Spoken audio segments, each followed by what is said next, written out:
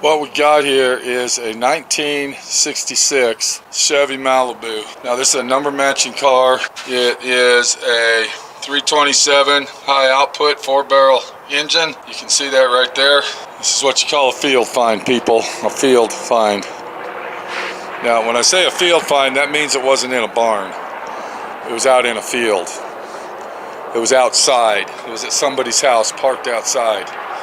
Now you're probably looking at this car and the first comment you're making is, that's a 4-door. That car sucks. It's a 4-door. Well, I want you to pay real close attention to the 4 doors, and I want you to look in between the doors where the windows are. And I'm going to let you answer that question.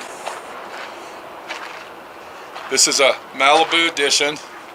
It's called a Sport Sedan, is what it's called, a Sport Sedan. They made, I believe, in 1966, there were 1,800 of these produced. This is a 1,800 car. There was only 1,800 of them that was produced. I believe that's what the number is. Maybe it was 2,800, but it was very, very low. And to this date, right now, there's probably only approximately 185 of these in existence. 185. Welcome to D.I.Y. Automotive School with my friend Pete and Minnie, the body shop girl. It's everything you need to know about cars and more.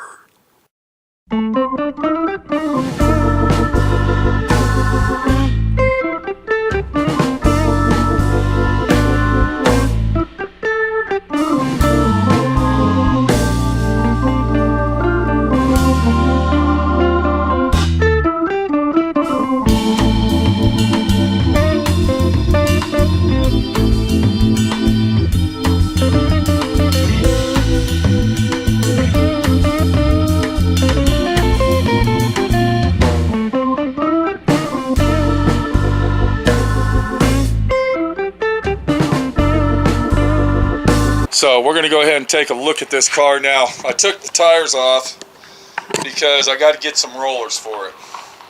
Now what a roller is basically this right here. These are the tires that I use when I'm restoring a car. They're low profile, they're small, they're little, they're Chevy bolt pattern, and they got inner tubes in them. So I don't have to worry about the tires going flat. I don't have to worry about them blowing up or doing anything. They're just made for rollers, and that's what I did. I took the old tires with the rims over to the tire shop to get inner tubes put into the tires. So this car is claimed to have a positive traction rear end, which I seriously doubt it does, but that's what I was told, that it had a 10-bolt positive traction rear end. I did turn this axle right here. We got it to turn, and it did turn the drive shaft, but we only saw one axle turn, the other side didn't. That's telling me that this is not a posi traction rear end. I did not count the bolts on the rear cover yet, but from looking right here, let's go ahead and count what we got on half of it. And I'm going to count 1, 2, 3, 4, 5, 6, 7. So that is not a 10-bolt rear end. So that part of the story was bullshit. This is not a posi traction 10-bolt rear end car. You can see that it's got heavy, I wouldn't say heavy surface rust, but it's got surface rust on the frame. There's nothing that's rusted through. It's not a rusted through car on this aspect of it. Let's keep going down as we look at the rest of the floor section. And if we look up under here, let me go ahead and get my camera angled. The floors are solid. It's got solid floors on the vehicle, and I'm going to pressure wash this here in a few minutes to get a better gander at it. Once again, this is a field find car, and you can see that the floors are pretty solid. There's no rot and rust in them. It's a solid car so far, but there is rust in the car. And this vehicle's got the typical rust action that you would find on a 66 Chevelle, and we're going to start right here. Right here in the corner of the doors, very common for these to rust out. We walk down here.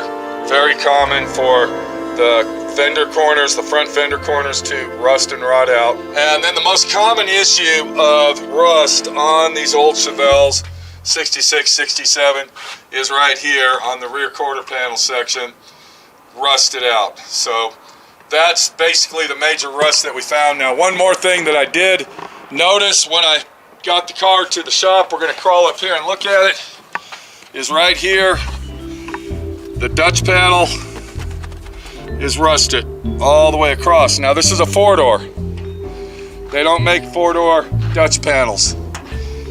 So I have to take a 2-door Dutch panel and section it in to this Dutch panel. Now, if I had to replace this whole panel, that whole panel that we're looking at, I would have to modify, I would have to cut, section it, and cut, chop, dice, and splice to make the 2-door work in the 4-door. The 4-door is a smaller width, and the 2-door is wider. So the 2-door will work, but we have to modify it to make it work. Now, I'm not going to replace the whole panel. I'm just going to replace a section where the window is rotted out. And I'm presuming that up here, when we take the window out, there's probably going to be rust along this edge as well. That's the most common place for these things to rot. So we're going to go ahead and look in the trunk. This car does have the original keys. These are factory original keys that we got here. And we'll go ahead and pop the trunk open. We're going to crawl up and look inside it. And once again, typical rustification in a Chevelle or a Malibu is the floor. You're looking at rust over here, but I'm going to tell you the good thing about this is only surface rust. It's not rotted all the way through. Let me go ahead and pull the spare tire up, and you can see that it's just flaky, dry rust. And there's only one place that I found that was rusted through is right here. And what this is where our jack, our floor jack, our tire jack, and our lug wrench would go, just like that. As we look at the deck lid, typical surface rust around the edges of the deck lid itself. This is where it would rust out and rot out due to this right here. It would get this going, and then once this is there and the trunk is closed tight, what happens, it draws moisture and rot, and then of course rots out the edge. This trunk lid is still in good shape. All it needs is sandblasted around the edges to get rid of that surface rust, and it's good to go. As we look down the side of the car, you can see the body is really straight. There's no dents in it. Now I'm looking at this side and saying no dents. This is the original paint. It's never been painted before. We look up onto the hood, and we got a couple dents in the hood that's very fixable and repairable. And the worst part of the whole car's right here, let's go ahead and get that down, is this section right in here where somebody tried to repair that and didn't do too good of a job, but that is still repairable. This is the factory original hood that came with the vehicle. I don't know if we got the trim that goes right here. We do have some NOS trim that goes right here.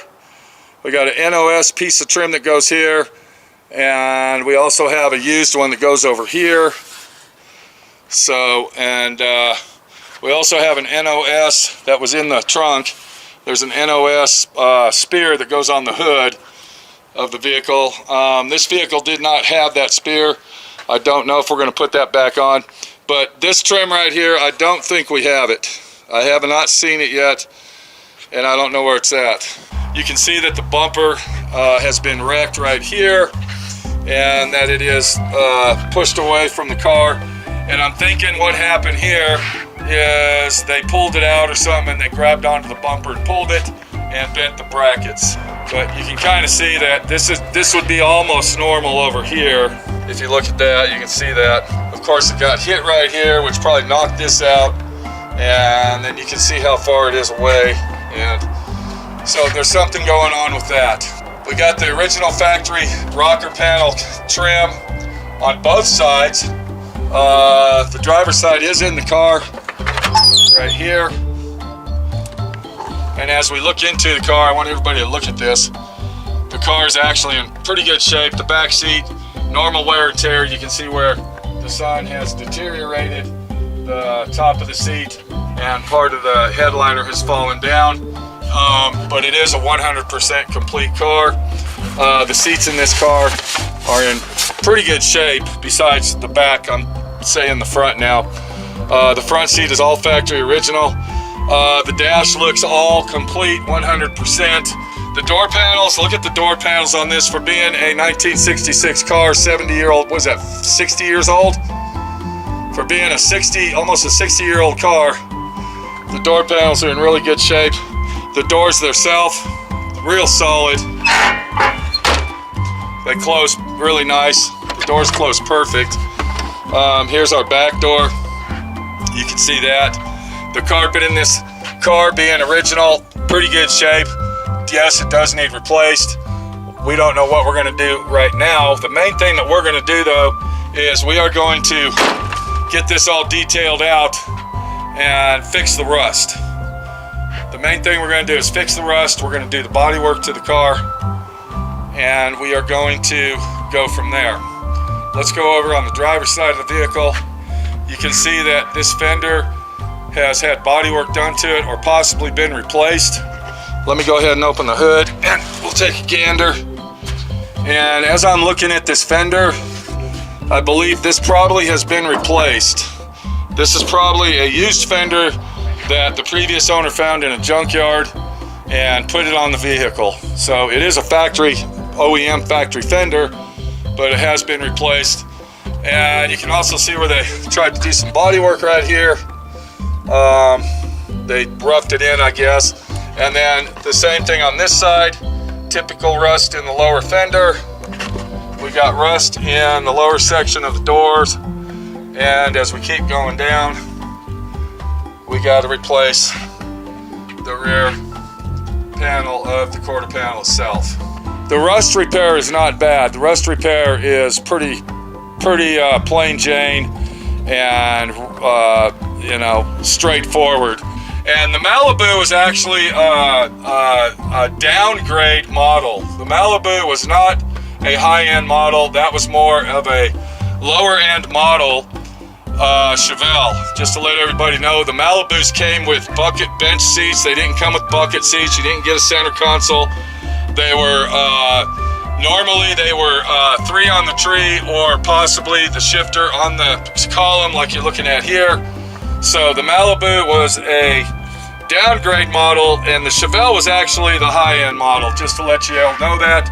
But even at that, you can see that this car, for being how old it was and sitting in a field for 20 years, looks pretty immaculate.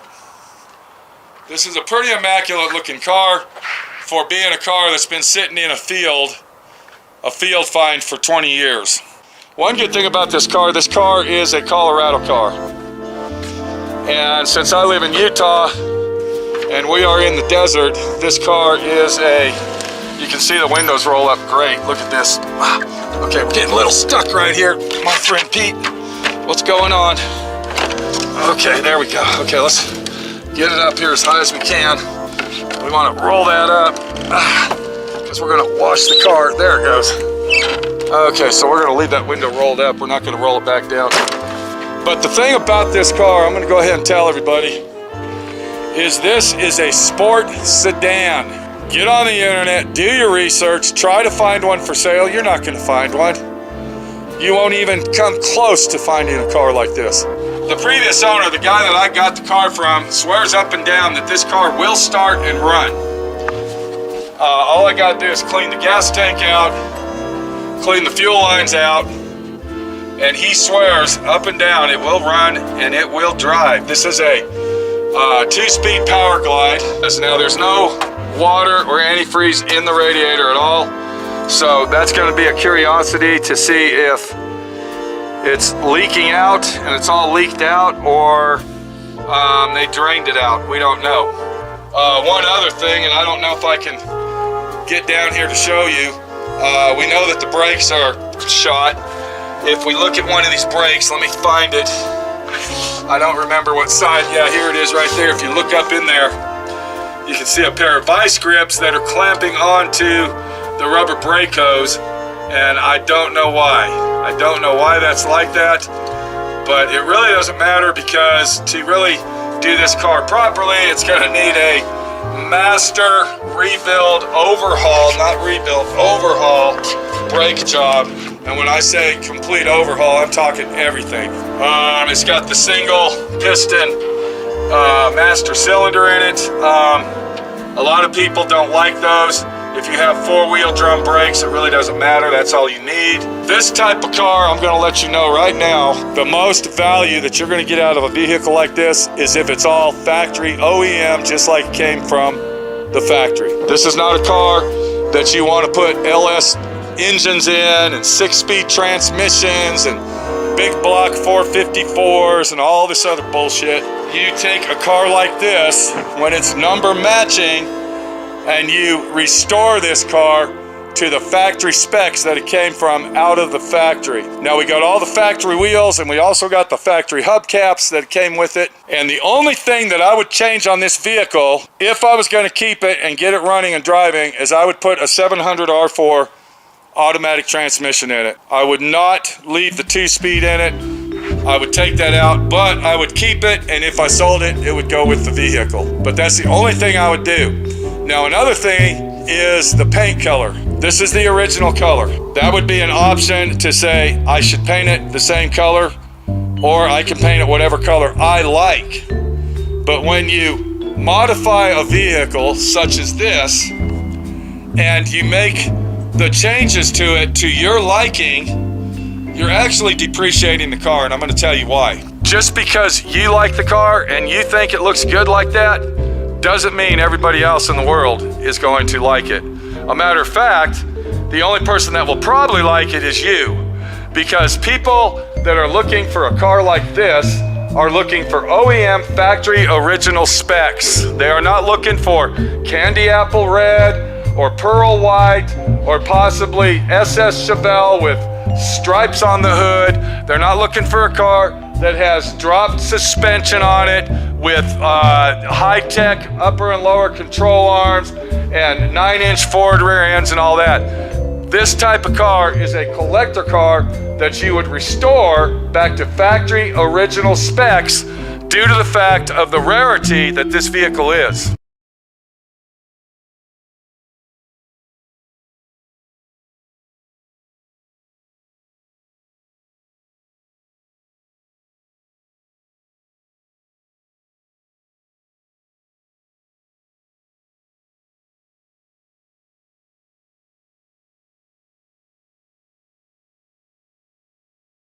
This is the real deal. When you come across a car like this versus the same old, which would be a 2-door hardtop Chevelle or a 2-door hardtop Malibu, when you come across action like this, it's very hard to say, I'm going to sell that car. Because this, okay, this car right here is a once-in-a-lifetime find, is what that is.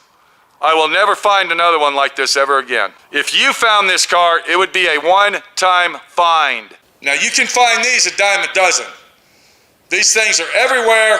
The cracks and crevices of every rat hole in the world, these are everywhere. And then when we get to this vehicle, this is getting to be the iffy thing. There's a shitload of these for sale, but they're very expensive, all right? This is not a Volkswagen that you would only spend $2,500 on. This is a $15,000 to $25,000 Volkswagen. So from me finding this, I restored this vehicle. Everybody that watches my channel regularly knows about it. But this isn't a once-in-a-lifetime find. Now, this is a once-in-a-lifetime find for my friend Pete, because I'm not filthy rich and I don't ever come across something like this. So to me, this might be a once-in-a-lifetime. If I sell this car, I'll never have another one. If I sell that Chevelle, I will never be able to find another one. But if I sell my 3/4 ton, and I'm gonna go ahead and show this to you, I want everybody to take a good gander at it. My 74 3/4 ton big block 454 with a 400 turbo transmission. If I sell this, I can probably find another one. Would it be in this good condition if I sold this one? Probably not. This is on the verge of once in a lifetime find as well. But the point is, there's dozens of these out there for sale, dozens of them. So if you want to see an exotic and extreme restoration of a very, very rare car, and this is a very rare car, people, stick around for all the videos that'll be made on this car. And hopefully this car is going to run and drive like he says. We don't know. But we're going to take this little project one step at a time, very slowly, and we're going to see where it takes us. And the first thing that I'm going to do, my friend Pete's going to do, is I'm going to pressure wash this whole car with my pressure washer. The car wash pressure washer ain't strong enough, so I'm going to pressure wash that off. I'm going to get it cleaned up, and then we're going to put a battery in this thing and see if it turns over. I'll probably turn it over by hand first before I go cranking it. And then I've already ordered the Dutch panel. I'm going to order the rocker panel sections on the car. We'll go ahead and get those ordered. And the next thing we'll do, the first thing, whatever you want to call it, is we're going to go ahead and repair all the rust on the vehicle and do all the body work and then go from there. So, once in a lifetime find. This is a rare car. You can look at it and say too many doors and all this other bullshit and, you know, slander the vehicle and, you know, make it sound like it's a piece of shit. But that just goes to show your integrity of how smart you are on the classic car world. Like I said, before you make a bullshit comical comment, what you need to do is your research, and you need to research this and check it out. And I guarantee you my friend Pete is right. My friend Pete, your friend Pete, right here, finding cars that are very rare and trying to prove that to you, the viewer. Take it easy.